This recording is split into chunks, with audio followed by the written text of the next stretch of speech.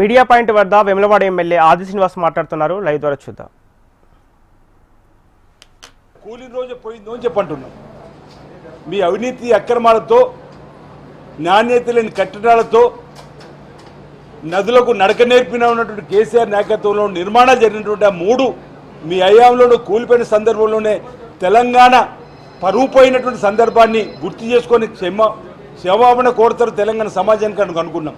కానీ ఇప్పటికీ నిన్నటి రోజు కూడా హౌస్ మోషన్ వేసి ఈరోజు అసెంబ్లీలో ఆ నివేదిక రాకుండా చూడాలని చెప్పని ప్రయత్నం చేస్తే హైకోర్టు కూడా ఉన్నత న్యాయస్థానంలో గౌరవం ఉంది, వారు కూడా సోమవారం నుంచి వింటామని చెప్పిన మాట. ఏదేమైనా పీసీ అంటే కమిషన్ను కూడా తప్పొట్టు విధంగా వారు మాట్లాడే విధానం చూస్తే, కమిషన్కు సంబంధించినటువంటి అంశాలపైన చర్చ జరిగే క్రమంలో జరిగిన పొరపాట్లుంటే వాటికి జాతికి క్షమాపణ చెప్పే కార్యక్రమం చేయాలి. తప్పు జరుగుంటే చట్టపరంగా శిక్షకు సిద్ధం కావాలి తప్ప ఈ విధంగా ఇంకా బురద రాజకీయాలు చేయడం మానుకోవాల్సిన సందర్భంగా కోరుతూ, నిన్నటి రోజు యూరియాకి సంబంధించిన అంశం పైన ఏదైతే రచ్చ చేస్తున్నటువంటి బీఆర్ఎస్ పార్టీని సూటిగా అడుగుతున్నాం. 10 సంవత్సరాలు మీరు అధికారం వెలుగబెట్టినప్పుడు కేంద్రం నుంచి యూరియా వచ్చిందా, ఈ రాష్ట్రం యూరియా తయారు చేసుకున్నదా? ఆనాడు కేంద్ర ప్రభుత్వం నుంచి రావాలి, ఈరోజు కేంద్ర ప్రభుత్వం నుంచి రావాలి. ఈ ఖరీఫ్ సీజన్కు ఈ రైతాంగానికి 9,80,000 మెట్రిక్ టన్నుల యూరియా అవసరం అని చెప్పని మన నివేదికలు పంపిస్తే ఇప్పటికీ కేంద్ర ప్రభుత్వం ద్వారా మనకు పంపేటి క్రమంలో ఈ 3 మాసాలలో గ్యాప్ ఇంకా 2 లక్షల పైచీలుగా మెట్రిక్ టన్ ఉన్నటువంటి సందర్భంలో ఇచ్చేది కేంద్ర ప్రభుత్వం, పంచేది రాష్ట్ర ప్రభుత్వం.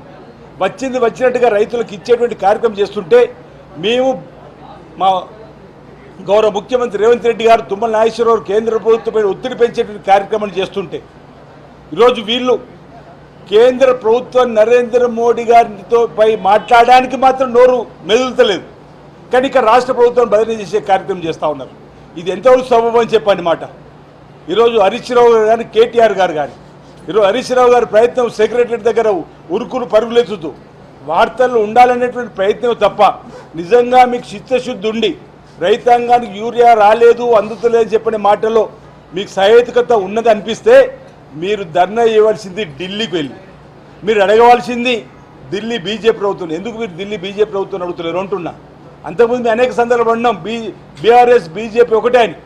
ఇప్పటికి కూడా గల్లీలో లొల్లి, ఢిల్లీలో దోస్త్ అనేటువంటి మా ఆలోచనకు, మా నినాదాన్ని ఈరోజు ఈ యూరియాకు సంబంధించిన ఆందోళన కూడా తేలిందనేటువంటి మాట సందర్భంగా చెప్తూ ఈరోజు అసెంబ్లీ సమావేశాల్లో నిజాలను తెలంగాణ రాష్ట్ర సమాజానికి పీసీకి సంబంధించినటువంటి నివేదికను అందజేయడంతో పాటు రేపు ఆ నివేదిక ద్వారా ఒక తప్పులు ఉన్నట్టు తేలితే నేనైతే ఈ ప్రభుత్వ గౌరవ ముఖ్యమంత్రిని కోరుతా ఉన్నా, నివేదికలో పొరపాట్లను తేలితే వారిపైన చట్టపరమైన చర్యలు తీసుకోవాలని చెప్పిన సందర్భంగా కోరుతా ఉన్నా. అందరికీ నమస్కారాలు.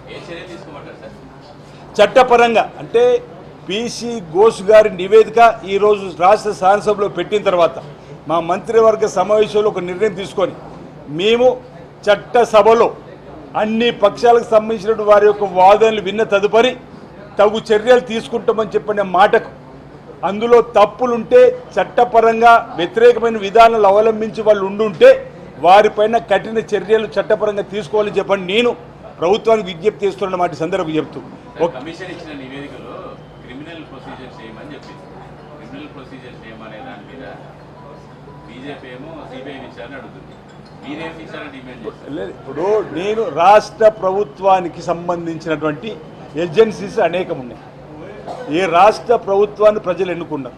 ఈ రాష్ట్ర ప్రభుత్వానికి ఉన్నటువంటి పరిమితులలో ఈరోజు బీజేపీ మొదటి నుంచి కూడా మా సిబిఐకి ఇవ్వమని చెప్పిన పలు కోణాలు అంటున్నాం. ఏంటంటే వాళ్ళ జుట్టును మా చేతికి అందివ్వమని చెప్పాలి. ఈరోజు రాష్ట్ర ప్రభుత్వాన్ని ఎన్నుకున్న ప్రజలు ఈ రాష్ట్రంలో ఉన్నటువంటి చట్టానికి అనుగుణంగా వారిపై చర్యలు తీసుకోమని చెప్పని కోరుతున్నా. మా దగ్గర ఇప్పుడు ఏజెన్సీలు అనేకం, ఏసీబీ కానీ ఇతరత్ర మనకు దానికి సంబంధించి చట్టపరంగా న్యాయపరమైనటువంటి అంశాలలో ఈరోజు నివేదికలో వారు చేసినటువంటి పొరపాట్లపైన ఏ ఏజెన్సీ ద్వారా వారిపై చర్యలు తీసుకోవడానికి ప్రయత్నం చేయాలనో ఆ విధంగా, అందుకే చట్టం తన పని తను చేసుకోకపోతుంది సమయాన్ని బట్టి అని చెప్పని. ఇది కూడా కాళేశ్వరం జాతి సంపద, తెలంగాణ జాతి సంపద. ఈరోజు తుమ్మిడెట్టి దగ్గర నిర్మాణం చేసి ఉంటే 36,000 కోట్లతో పూర్తి అయ్యేదని మీ అనేక సందర్భాలు అన్నాం. మా పీసీ అధ్యక్షుడు రేవంత్ రెడ్డి గారు, రాహుల్ గాంధీ గారు కాళేశ్వరం కూలిన తర్వాత అక్కడ సందర్భంలో కూడా ప్రభుత్వం వస్తే మేము విచారణ జరుపుతాం. ఒకవేళ ఇలా అవినీతి అక్రమాలు తేలితే వారిపై చట్టపరంగా కఠిన చర్యలు తీసుకుంటామని చెప్పనేటువంటి ఆలోచనకు అనుగుణంగా ముందుకు పోవాలి ప్రభుత్వం చెప్పని కోరుతాం. సరే, ఇప్పుడు అధికారులని దోషులుగా చిత్రీకరిస్తూ కొంతమంది పేర్లు మెన్షన్ చేశారు. ఆర్థిక శాఖ మంత్రి కూడా ఈటెల శాఖ పనిచేయలేదని చెప్పారు. అప్పుడు ఆర్థిక శాఖకి ప్రిన్సిపల్ సెక్రటరీగా ఉన్న రామకృష్ణరావుని మాత్రం మీరు సిఎస్సి చేశారు. ఆయన పదవీ కాలాన్ని 7 నెలలు పొడిగించుకున్నారు. ఇప్పుడు ఆయన ఎట్లా మీరు వెనకేసుకొస్తారు? అంటే ఆ నివేదికలో ఎవరి తప్పులు చేసిరని చెప్పంటే వారిపై చర్యలు ఉంటాయి. ఇక్కడ ఒకరి ఇద్దరి పేర్లతో అసలు నివేదికలు ఏముందనేది ఇక్కడ మనం తెలనప్పుడు ఇప్పుడు ఆ నివేదికలు అసెంబ్లీలో ప్రవేశపెట్టిన తర్వాత ఎవరి ప్రమేయం ఉంది. ఇప్పటికే ఏసీబీ దాడులలో అధికారులు కొందరు దొరికినప్పుడు ఎంత డబ్బు దొరికిందో మనకు అర్థమవుతుంది.